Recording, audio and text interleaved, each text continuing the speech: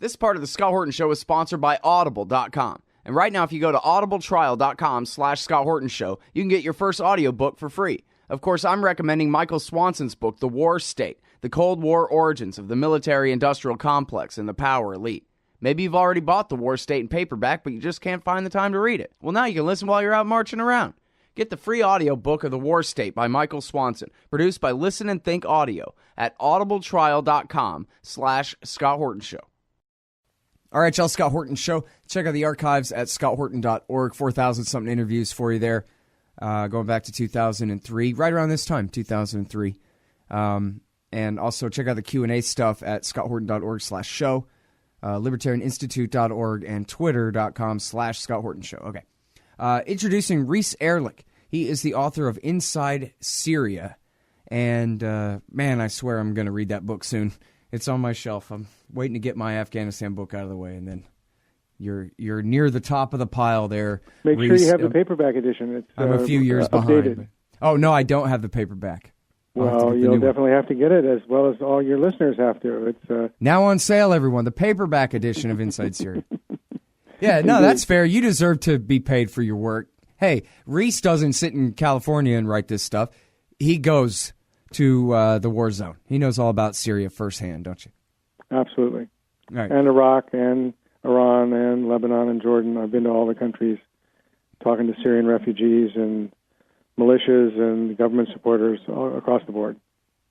Cool. All right, so what the hell happened in Syria last week? Is that a general enough question for you?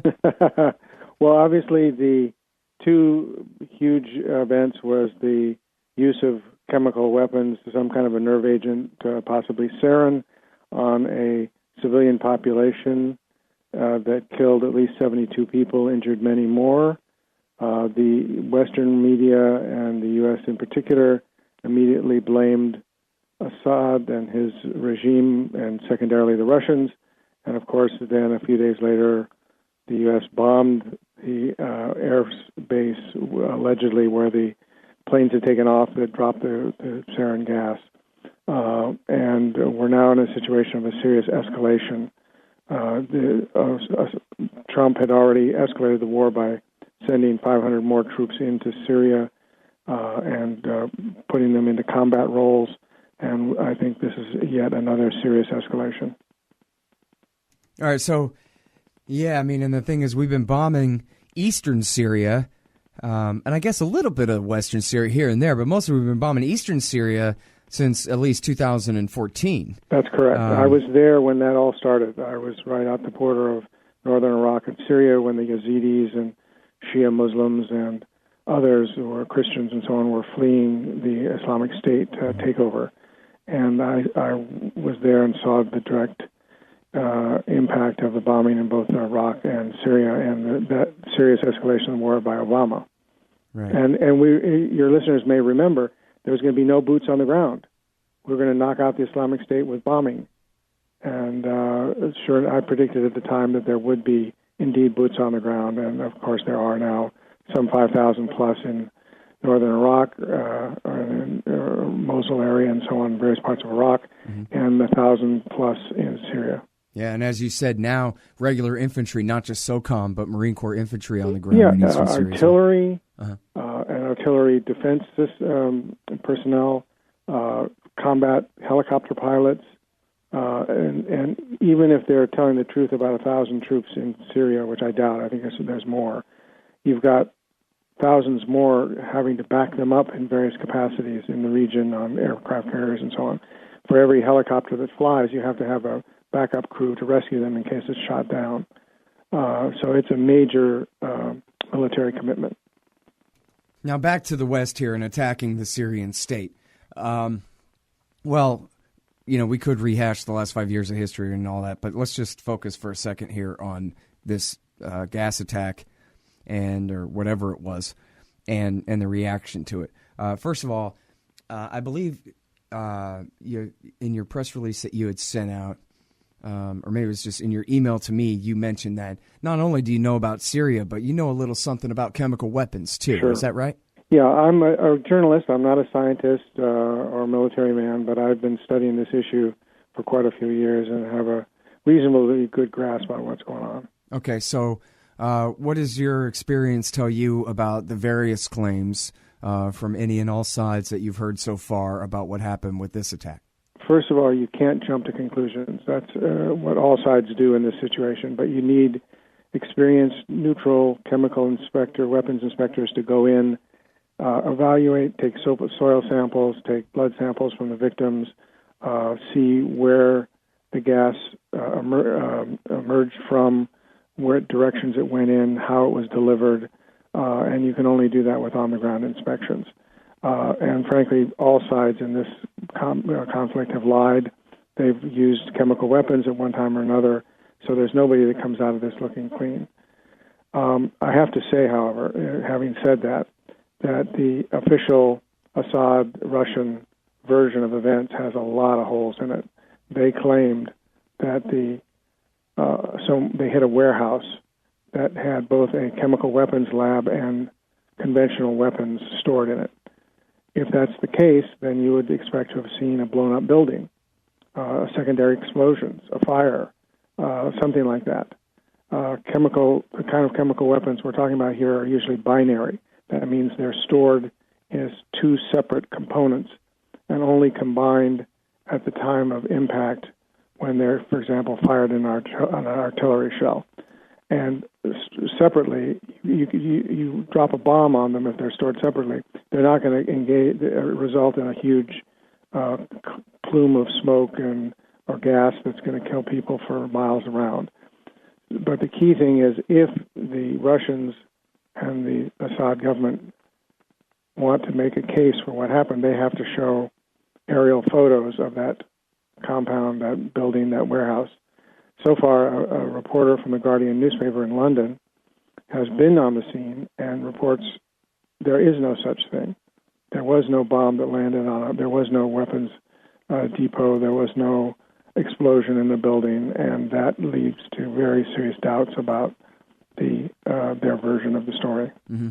Yeah, I saw that Guardian report as well, and he says, well, here's a picture of a warehouse that obviously is empty, and nothing like that happened here recently, but I guess I'd like to see another reporter say, yeah, that's true. There is no other warehouse in question here that that's could right. be or anything. You want to make because sure for all I know, Al-Qaeda led him there and said, this is the warehouse, but I don't know that, you know?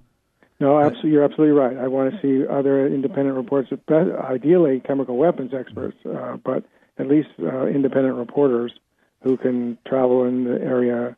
And apparently only 4 bombs fell, and one of them had the gas. Yeah, so...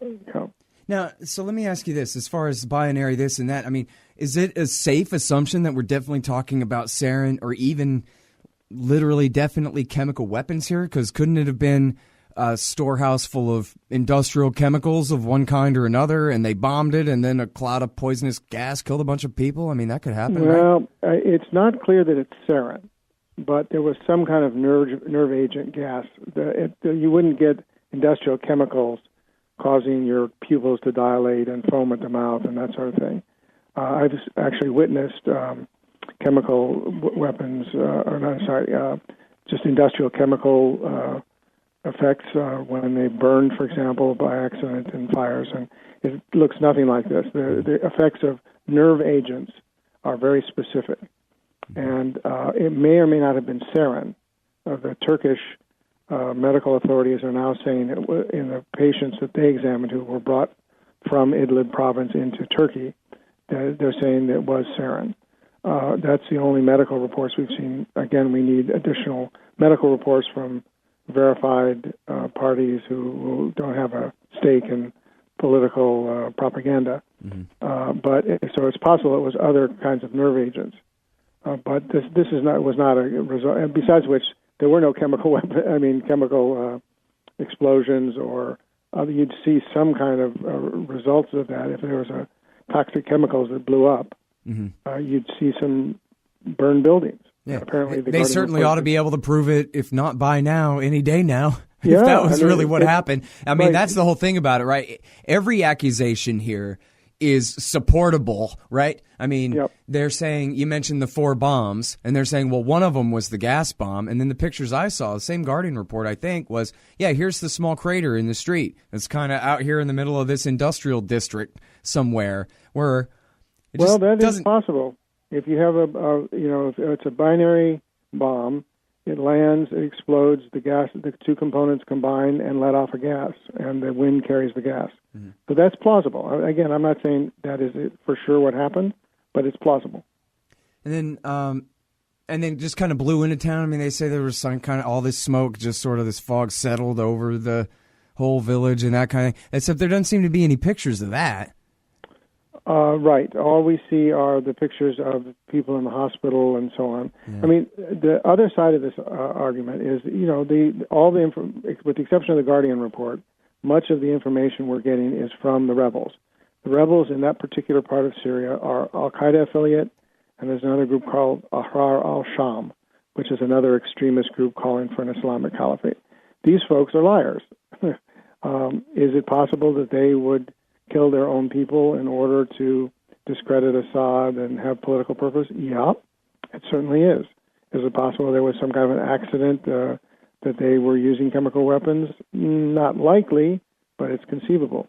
And all of the White Helmets reports and the videos, especially the first day, of people and horrible pictures of women and children in hospitals and so on, were taken by pro-rebel groups of one kind or another. So, again, you got to remain skeptical. Mm-hmm. Yeah, I saw one thing that Bernard at Moon of Alabama pointed out, that all the pictures are from the hospitals and the rescue centers and so forth. There don't seem to be any pictures of bodies where they were discovered, where people had died because the poisonous cloud of gas had come and snuck up on them. And so there they are at their kitchen table or anything like that. I've seen some photos of people lying in the street. Oh, yeah? Now, yeah, I have. Now, whether that, again, are these doctor photos, they look real, but you'd want to, delve into that. But, yeah, I have seen some, not just from the hospital. And I guess some criticism was that, well, geez, the White Helmets are touching these people with their bare hands, and so that's, obviously some people died. Some of at least they allege that some of the rescue workers who arrived on the scene started to help people, and they indeed got contaminated. Really? Okay. Yeah. No, that's what they call, again, that's the assertion. Yeah. Well, and again, every one of these assertions is testable, right? None of these are things that they say, well, yeah, it happened, but geez, I'm not sure how it could demonstrate it to you. Well, hey, I mean, virtually all of these things are demonstrable, assuming that there's an official investigation of any kind, which actually is a good question. Who all is investigating this thing? At this point, nobody. And the Assad government, first of all, they don't control the area, so you'd have to get the permission from the rebel groups in order to send in UN inspectors. Frankly, I doubt that we're going to see an independent investigation. I really hope that we do, but it's not in the interest of the Trump administration or its allies to have an independent investigation go in there and raise any questions about the U.S. version. I mean, we, the United States government, have now committed to a serious escalation of the war, and we don't want any messy facts getting in the way. Just by example, Obama's version of what happened in 2013 in Ghouta, with the last famous chemical attack, was bogus from beginning to end, and I detail that in my book. And so you don't want independent investigations that could muddy the waters. To clarify that, and again, I'm sorry I haven't read the book yet. I really want to. I see it every time I go into my living room. There's Inside Syria. In your reporting, do I hear you right that you're saying that your reporting coincides with or verifies Seymour Hersh's claims? No. What I say is that the U.S. never proved its version of events. There were too many holes in the story, including where the missiles were fired from that contained the gas. On the other hand, Assad never proved his version either, and unfortunately, I have the greatest respect for Seymour Hersh, and I indeed quote him in the book, but his definitive article in the London Review of Books was very thin on this question, in my opinion.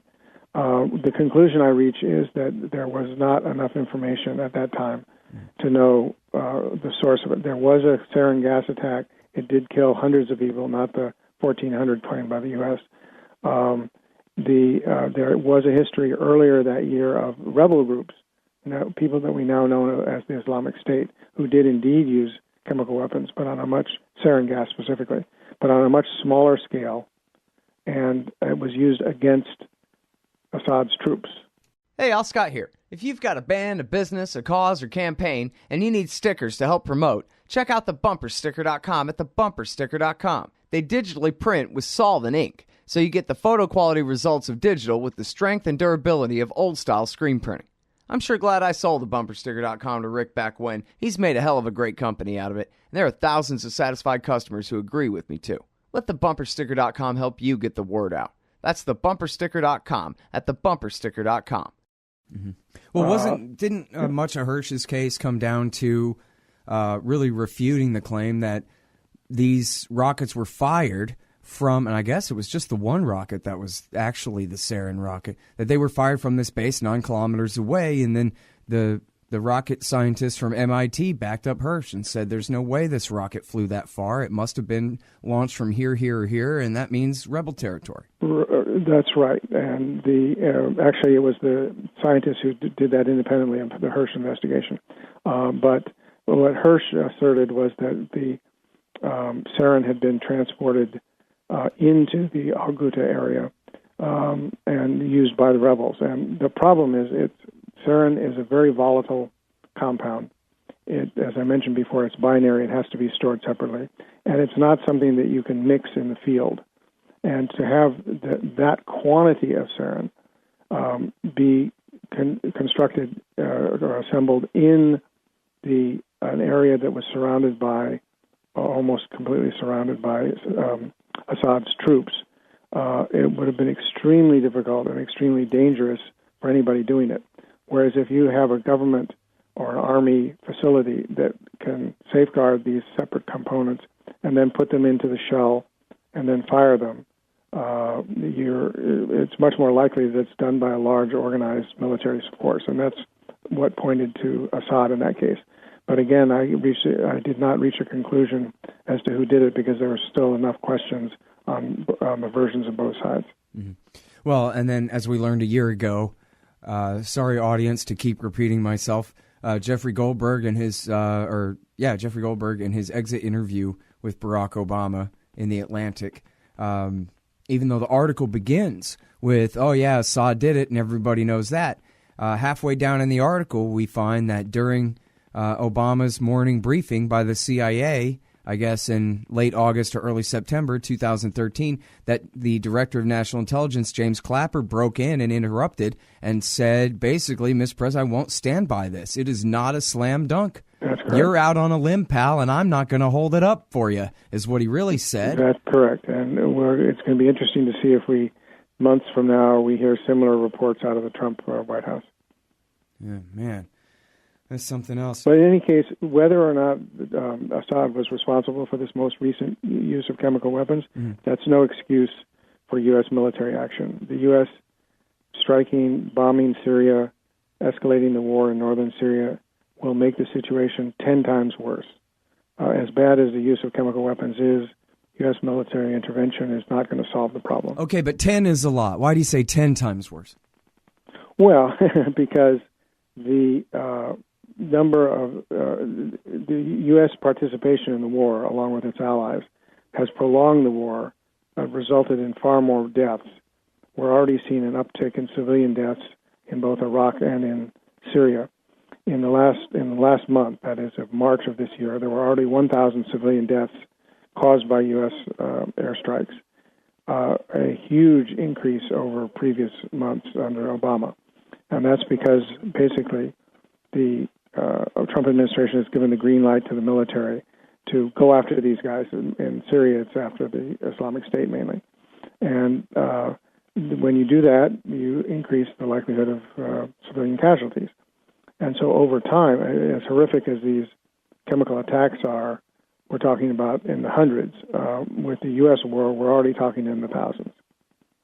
Oh, man. So now what do you think about, what do you make of the different signals coming out of the administration about going ahead and pushing for regime change. I guess yesterday Nikki Haley was saying, yeah, it's on, the ambassador to the UN.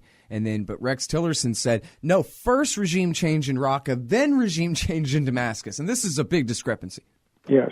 Well, I think there's a fierce debate, as you point out, within not only the cabinet, but within the ruling elite in the U.S. It was interesting that these Democratic war hawks were all beating the drums and calling Trump, he's finally presidential because he bombs and kills people. Rather ironic. And yes, I think there's some in the cabinet who believe that this should be a one-off warning, that the Russians will take it seriously, that this will have an impact. And there's others who say, no, now is our chance to really go after play the long game, get rid of Assad, bring in a pro-U.S. regime. That's fantasy land. It ain't going to work, but that's what they believe. And the danger of these kind of military strikes is you've now kind of set the bar that says, well, now what happens if Assad engages in horrific killing of civilians with conventional weapons, like happened in Aleppo, for example, in the fight over Aleppo last year? Mm-hmm. Is that okay? Because it's not chemical weapons? Did the Trump administration give a green light to Assad to engage in civilian deaths by conventional weapons? Or the other side is going to argue, we have to stop him from doing that too, so we need more airstrikes. And sooner or later, you're going to kill some Russians, or there's going to be a conflict in the air with Russians. And as I mentioned elsewhere, it seriously increases the chance of the Israelis attacking Hezbollah in Lebanon. Mm. Your listeners should kind of keep their eyes peeled for that possibility, because Trump has generally been backing Israel on all questions related to the Palestinians. They would love to see Israel knock out Hezbollah, which is an ally of Assad and has played a key role in fighting in Syria. And from the standpoint of the Israelis, they think that Hezbollah has been stretched thin by fighting in Syria, and now might have a chance to go back and avenge their loss in the war that took place in 2006. So by this bombing and generally escalating the war, Trump has really opened up the possibility for much wider conflicts in the area. Man. So, yeah, I was going to say, so what's the Israeli motive, though? I mean, I know they hate and fear Hezbollah, and they hit them in Syria here and there. But you're saying the motive is only just the opportunity, that basically they want to attack Hezbollah all day, every day, no matter what, right. But now is a chance for them to do it. Yeah, Israel has, for a long time, has always blamed somebody else for the problems with the Palestinians. So for years, they blamed Saddam Hussein and Jordan for a while, and Iran now. There's always somebody on the outside that is supporting Israel's enemies that are the problem. It's never the fact that the Israelis have failed to negotiate with the Palestinians for a two-state solution and negotiating peace treaties with its neighbors. So in this context, they see now Hezbollah and Iran are the new boogeymen. And Hezbollah is indeed spread thin. If Israel attacked, they would have to bring back a lot of their troops from Syria to fight on the ground in southern Lebanon. Right. And the war rooms in Israel are actively considering that. Now, whether they actually do it, that's another question that has to do with overall geopolitics, and they'd have to get the okie doke from the Trump administration for something like that. Yeah. So we'll see. So now on regime change, I mean, of course, there's all these ridiculous narratives in the media about how poor Syrians, Barack Obama just never lifted a finger to intervene in their society one bit for 8 years long. Isn't that sad for them? And yet, despite all that, I mean, the real answer is, though, he did refrain from carpet bombing Damascus and forcing Assad out of power and outright giving the throne to Ayman al-Zawahiri or his deputy Jilani there. So I guess that's good, relatively speaking. But Reese, I mean, are they going to double down on this now? In fact, let me refine this question a little bit, and you could maybe start with small and get bigger on it. Last fall, the Washington Post ran two stories saying, well, Obama told JSOC to basically go ahead and get a jump start on what was presumed to be Trump's policy, back off Assad and go ahead and start attacking al-Qaeda as well as the Islamic State there. So, hey, okay, that's interesting, But they didn't really mention the role of the CIA. and whether or not they were being called off from their support of the jihadis or not. And so then there were a couple of reports, though, one in Reuters that said, well, we temporarily suspended some aid because actually the jihadists came and stole it all at once, and that's embarrassing for us. So we don't want it to look too bad, so we're going to shut down aid for a little while. But mind you, no change in policy. This doesn't represent, a change of the presidency or anything like that. This is strictly a tactical thing on the CIA level locally, and don't worry, it's all going to come back again soon. And then it seemed like there was a thing in Al Jazeera that was saying, yeah, it's already on again, but it was really based more on rebel sources than CIA ones. But so I guess I wonder, if I can try to wrap this up, what do you know of or assume or speculate is the current role of the CIA in this program? Like how active are they in backing Ahrar al-Sham and friends and therefore al-Qaeda? And is the objective now back toward real regime change in Damascus, or is it still the let's just go ahead and let both sides bleed to death and keep fighting and fighting and fighting? Or is there a strategy at all, or what the hell is going on here? Well, again, as I point out in my book, Inside Syria, the Obama administration did indeed intervene in Syria very early on. It didn't do as much or as successfully as some hawks wanted them to, but the CIA and the Pentagon spent billions of dollars on training so-called moderate rebels, pro-U.S. rebels, who have no popular support. And that policy continued initially under Trump for the first few weeks. And that's why we saw when Trump's people announced, and Haley and so on announced, that they were basically recognizing Assad, or they were recognizing the reality that he wasn't going to be out of power anytime soon. That was simply a formal announcement of what Obama's policies had been for a number of years. No surprise there. What that always is included under Obama, and as far as I know under Trump as well, is continued Pentagon and CIA efforts to find rebel groups who are friendly to the U.S., who would, should Assad fall, be able to come to power. And they've not been able to do so because the Syrian people are not interested in replacing one dictator with a pro-U.S. dictator. They've seen, as some activists in Damascus told me during one of my trips, I said, do you want U.S. Troops here to help bring democracy to Syria? And they said, oh, are you going to bring democracy to us like you brought to Afghanistan or like you brought to Iraq? They're not stupid. They know that the arguments the U.S. makes are phony, and that, in fact, what they want is pro-U.S. oil company, pro-U.S. military bases, governments, as the U.S. tried to do in Libya and failed, as it tried to do in Iraq and failed, and so on. So I think the Trump administration will likely continue both the overt military intervention that we know of, along with the covert efforts.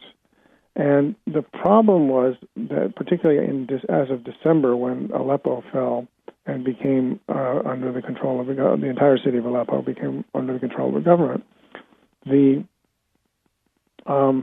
that demoralized a number of the rebel groups, including the Al-Qaeda affiliate, including Ahrar al-Sham and others. And they've had serious setbacks politically as well as militarily. So the U.S., that's made it even more difficult for the U.S. to find allies. And when they do, they tend to fight with those two extremist groups. And so it's very hard to sort out and to find an independent presence of some so-called moderate groups versus the extremists. They're all in alliance together against Assad. And by the way, speaking of that, I'm always, whatever, I'm just talking, right? What can I do? It's just language. But I guess I admit maybe that sometimes it's just sort of hyperbolic. I always just say, the mythical moderates. They're really nothing but the arms and CIA money procurement branch of Al-Qaeda there. That's all they are, is pretended moderates, because that's how you relate with the West and get your work done. But meanwhile, the al-Nusra Front and their buddies in Ahrar al-Sham, they completely dominate the rebellion, and they always have. Is that too hyperbolic, or that's actually pretty much what you're saying? I think the essence of what you're saying is true. The U.S. tried to train what they called moderates. By the way, if you hear the term moderate in the Middle East, that means pro-U.S. That's for language purposes. And they've never had a significant military presence. From a number of years now, the extremist groups like the Islamic State and what used to be al-Nusra, by the way, they've split into two groups and they have new names now, but we'll just call them the Al-Qaeda affiliate. They have always had stronger military presence. They're funded by Turkey at one point and by Saudi Arabia. But it's interesting, some of the groups that have shown up in Astana in the peace talks sponsored by Russia and Iran, some of the pro-Turkish and pro-Saudi or Saudi group-backed, shall I say, and Turkish-backed groups showed up in the peace conference, reflecting war weariness by both Turkey and Saudi Arabia and Turkey. And it's an effort to see if they could reach some kind of political settlement, which so far has gone nowhere. All right, now, I'm sorry, let me ask one last thing here before I let you go, Reese. The Sunnis. There's this former CIA officer that I don't like, man, who I see on TV sometimes. And anyway, he was saying that, what's going on here is Assad wants to go ahead and ethnically cleanse or sectarianly cleanse, however you say it, all the Sunnis and kick them all into Turkey. And I thought, well, geez, that's funny because I heard that, it's true that it's a minority-run coalition type of a dictatorship there in a country that's super majority, 70%, right, Sunni Arab, and yet that at least a plurality or maybe even a majority of the Sunni Arabs support the state. And you're saying, well, these groups have no popular support. Can you give me a number? Do you have a way to measure this? Well, first of all, I don't think that what the CIA guy is saying is accurate. Assad, you can't purge 70 or 80% of the population and force them out of the country. Now, what is the case? In fact, on that specific point, have you seen any evidence of that, really? I mean, is there any evidence that he's trying to encourage Sunni Arabs to flee north out of the state? I tell you what does happen, which is they're in the areas where rebel groups control, it's a free fire zone. It's total war. And in fact, if not in rhetoric, the Assad government says it's okay to kill civilians living in Idlib, for example, because they haven't rebelled against the Islamic State or the Al-Qaeda folks or whoever it is that's running things in that particular part of the country. And that's why if Assad did use chemical weapons, that would be the political justification for it. And for sure, it's the justification for the heavy use of conventional weapons. So I don't think it's ethnic cleansing. I think it's a belief that if you're living in a rebel area and you're not doing something to rebel against them, we're going to bomb the hell out of you and crush your morale and force you back into Syria that we control. Mm-hmm. So, yeah, it's really an inclusive thing. He's trying to regain control over them, not just expel them. I don't think he's trying. And in his rhetoric, he believes he has the support of most Sunnis as well as the other minorities. Mm. Do you believe that? The country is deep. No, I think the country is deeply divided. If there's somehow you could wave a magic wand and all the Syrians in exile and the refugees could return and have free and fair elections, I think Assad would lose. But there's no way of proving that, and of course, nobody. What about the Ba'athist regime? Would it lose? Well, probably the Ba'athist regime. I think there might be some individuals from the regime who are not seen as guilty as others, but you'd have to have some kind of a coalition, a new government of civil society activists, of non-extremist political Islamist groups. Well, I didn't really ask that well. I guess I mean a new government in the sense like when the Canadians get a new government, or like a whole new government. Well, it depends on what happens militarily between now and then, but I think it is possible to have a politically negotiated government that would be significantly different from the one they have now, but without being a puppet of the U.S. or anyone else. And then, but I've read reports, though, that say that, hey, the majority of the army are Sunni Arabs. Well, yeah, it is not Sunni versus Shia. That's one of the myths spread largely by the U.S. and Saudi Arabia and others. The Alawites, Assad and his family are Alawites, and which split from Shia Islam hundreds and hundreds of years ago. So it's not Shia versus Sunni. And Iran is not allied with Assad because of religious basis. He's a secular dictator. In fact, they have a lot of criticisms of him for that reason. This is about geopolitics and political alliances. Assad, Iran, Russia, all of whom have different religious views, are united in what they see as an effort to keep in power a government that's being attacked by the United States. That's what they have in common. And religion is used to rally the troops on all sides, including, by the way, Assad's people spread all kinds of nasty rumors and called the Sunnis nasty names, while at the same time proclaiming that they're all brethren. Mm-hmm. All right, I'm sorry I'm running so late. I got to go, but thank you so much for coming back on the show, Reese. It's really good to talk to you again. My pleasure. I'd love to get the URL when it's up online. Yeah, it'll be at libertarianinstitute.org/Scott Horton Show and at scotthorton.org/interviews. And it should be probably tonight or tomorrow night. Okay, and I hope you can post my webpage too. Absolutely. I was going to say, it's reeseerlich.com, right? That's correct. I'm sorry, I'm not looking at it, but that was my that's exactly what it is. Okay, great. reeseerlich.com. And the latest book is Inside Syria, now out in paperback. Thank you very much. Thank you, Scott. Bye-bye. All right, y'all. scotthorton.org, libertarianinstitute.org, Scott Horton Show on Twitter. You hate government, one of them libertarian types, or maybe you just can't stand the president, gun grabbers, or warmongers. Me too. That's why I invented LibertyStickers.com. Well, Rick owns it now, and I didn't make up all of them, but still, if you're driving around and want to tell everyone else how wrong their politics are, there's only one place to go. LibertyStickers.com has got your bumper covered. Left, right, libertarian, empire, police, state, founders quote, central banking. Yes, bumper stickers about central banking. Lots of them. And, well, everything that matters. LibertyStickers.com. Everyone else's stickers suck. Hey, y'all, Scott here. On average, how much do you think these interviews are worth to you? Of course, I've never charged for my archives in a dozen years of doing this, and I'm not about to start. But at patreon.com/Scott Horton Show, you can name your own price to help support and make sure there's still new interviews to give away. So what do you think? 2 bits? $1.50? There are usually about 80 interviews per month, I guess, so take that into account. You can also cap the amount you'd be willing to spend in case things get out of hand around here. That's patreon.com/Scott Horton Show. And thanks, y'all.